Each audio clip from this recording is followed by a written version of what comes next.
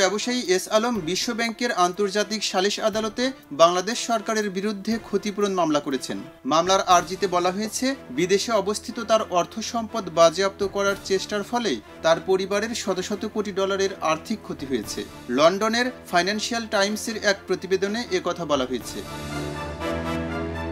প্রতিবেদনে বলা হয়েছে, ওয়াশিংটনে বিশ্বব্যাংকের দপ্তর international center for settlement of ইনভেস্টমেন্টে সোমবার এস আলম গ্রুপের আইনজীবী এ সালিসি মামলার আবেদন জমা দিয়েছেন। মামলায় বলা হয়েছে, বাংলাদেশের বর্তমান অন্তর্বর্তী সরকারের টার্গেটে পরিণত হয়েছে এস আলম গ্রুপ। সরকার অবৈধভাবে এস আলম গ্রুপ ও তার পরিবারের সম্পদ জব্দ, বাজেয়াপ্ত ও সুনাম ক্ষুণ্ণ করার অভিপ্রায়ে এ কাজ করেছে।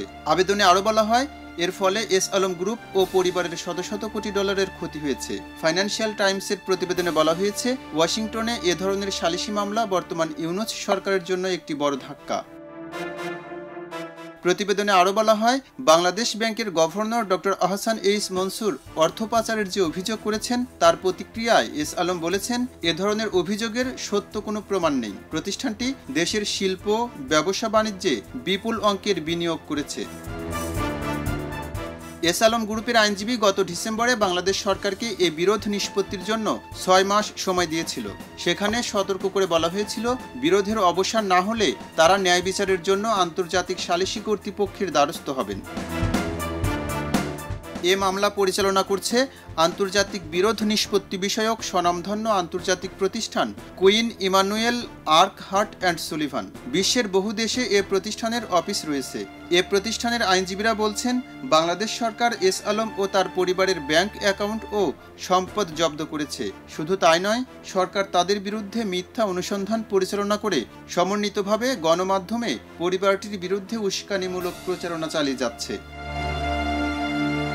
অভিযোগে আরও বলা হয়, বাংলাদেশ সরকারের এহেন কার্যকলাপের জন্য প্রতিষ্ঠান ও পরিবারের বস্তুগত ক্ষতি তো হয়েছেই, আর্থিক ক্ষতির অঙ্কও শত শত কোটি ডলারের বেশি। তবে ক্ষতিপূরণ বাবদ এস আলম কত ডলার দাবি করেছেন তা আইনজীবীরা জানাননি। আন্তর্জাতিক সালিসি কর্তৃপক্ষ বরাবর এস আলমের অভিযোগ সম্পর্কে ফাইন্যান্সিয়াল টাইমস বাংলাদেশ ব্যাংকের গভর্নরের মতামত জানতে চায়।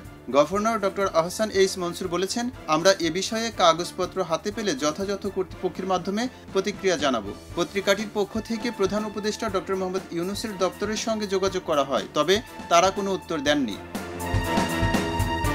বাংলাদেশ ও সিঙ্গাপুরের মধ্যে 2004 সালে স্বাক্ষরিত দ্বিপক্ষীয় বিনিয়োগ চুক্তির আওতায় এ সালিসি নিষ্পত্তির জন্য মামলাটি করা হয়েছে। সিঙ্গাপুরে এস আলম গ্রুপের ব্যবসা বাণিজ্য রয়েছে। এম রহমান, খবরের কাগজ। খবরের কাগজ, নিখাত, নির্ভীক, নিরপেক্ষ।